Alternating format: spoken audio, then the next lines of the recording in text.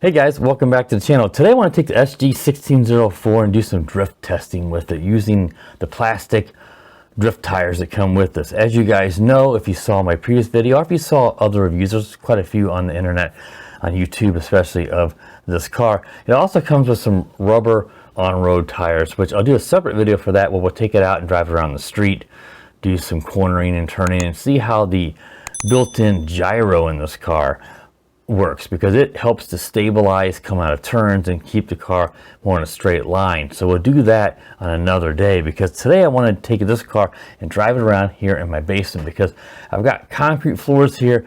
They're really slick, a lot like a garage floor usually is, so it'd be ideal for taking this out, even though these plastic wheels are, there's no traction at all on these, so you can drift just about anywhere with these. But a really slick surface below these is going to make literally no traction, where, you know, a street or something is going to be able to grab these a little bit, especially as these tires, these plastic wheels start to get beat up. Is going to, you know, it's going to make it have a little more traction and able to grab a little easier. Down here is going to be really perfect for taking this car out. And as you'll see in the drive, I've already done that. I adjust the ESP, they call it, or the gyro, to see if there's any difference with it all the way up or down. I really can't tell a difference. I don't think there will be on this, because as far as I know, I don't think that's really the intention with the drifting aspect. If it is, let me know, because I'm really new to the gyros in cars. But I think it's really for the on-road rubber tires where you really get to test that feature out, as far as I can tell on that. But it's a lot of fun. It's a rather confined area here, but not the smallest, and it's still a blast doing it, driving around and doing that drifting. But that's just for your demonstration, because it does get a bit repetitious. But if you took this outdoors in a wider area, like a big asphalt parking lot, these are still going to be able to drift pretty good on that. And then you can take it and do some actual drifting, like if you're doing a course or something. It's just going to be hard to kind of keep this in a straight line with these tires. But keep in mind, you can definitely drift with these too. It's just they're going to grip a little better, and especially if you turn the gyro all the way down with these on. But these are what these are for, and that's why they include these. So what we're going to do is I'm going to move the camera. Well, I would have moved the camera over, but I've already done that portion because I was filming this out of order a few times. But I kept this camera on a tripod. I don't use my head cam like I usually do, because it's such a close-up, and then I can actually film this with a fixed camera and let you guys see how that looks. So let's get over to that drifting portion right now. All right, guys, let's take it out here and see how it does here on my basement floor. Oh, yeah. As expected, there's not much traction. It's like driving on ice. But that's what the point is. This is fun. You can see where you could do, you know, it's like drifting, obviously.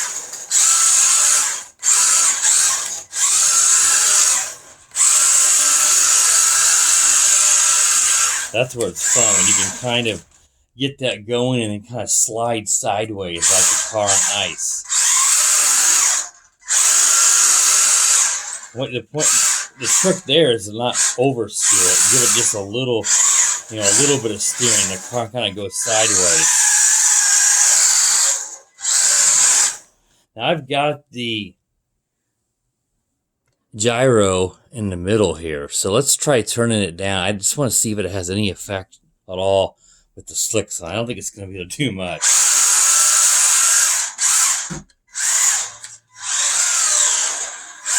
But really, the gyro, again, you don't want the gyro for this. So I'm just curious if it has any, you know, if it's able to even try to do anything.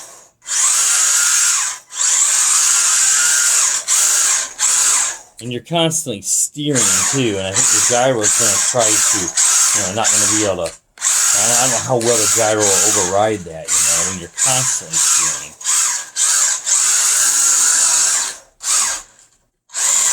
Let's go ahead and we'll just, for the fun of it, just crank it all the way up and see if there is any difference.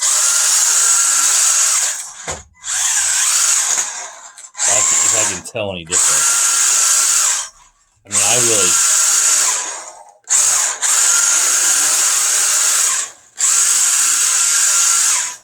It may not be it may want to stay a little more under control there. That could just be my imagination because these slicks are just, there's not much that can be done on these plastic tires. It almost seemed like whenever I was steering all the way, kind of going, I was able to go more on its side, where when the gyro was down, I felt like I had to give it less steering to do that. But then that could just be my imagination. Let's go. I'm going to put it all the way down now and see. I don't know. Again, that's not the point of the gyro or ESP, as they call it.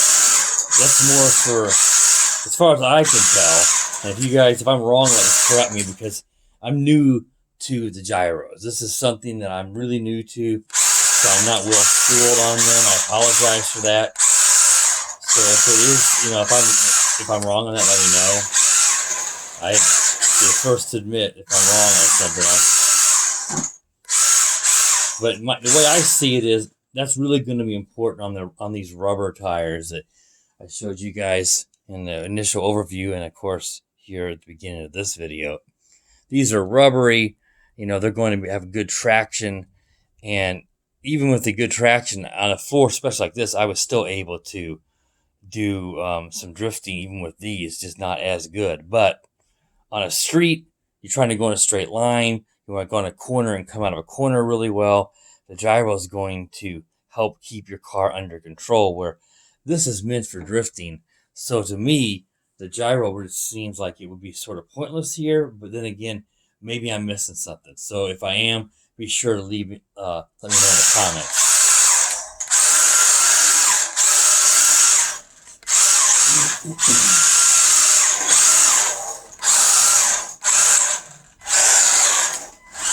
Yeah, this is a lot of fun. It's a bit repetitious here. I don't have the biggest space. I'm doing it here just so you guys can see on film. It'd be more fun if I could open this up and do it over a large area. Now I have more area behind the car here, but to film all this, it would be getting really far out of view and it would be kind of pointless. And it's hard to keep stuff in the head cam when it's really close like this in a confined area without just driving underneath the camera, and then you don't even see what's going on. So.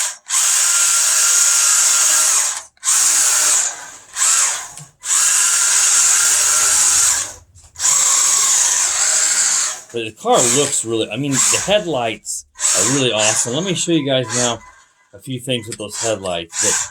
The car's a lot of fun, but this is a bit repetitious. To me, if you put the rubber tires on, you can still do some drifting on a slicker surface and then go on-road and even a little bit of mild off-road with those tires.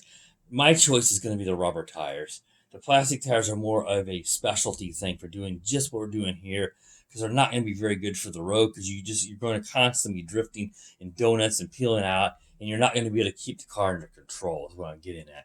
So anyway, let me show you guys here 3 positions. You got the headlights all the way on. The middle position turns off the red LEDs around the headlights. You see in some cars, that's really cool looking, but you can turn those off, and you can go all the way to the right, and you have just those on. I think that looks really awesome. Obviously, a real car, you couldn't legally drive around at night like that, but it looks really, really cool. And I showed you guys that in the initial overview, but I wanted to have them on all the way like this so you could see the full lighting effect. But yeah, here it is all the way down, with them all the way down to that. And that looks pretty cool too.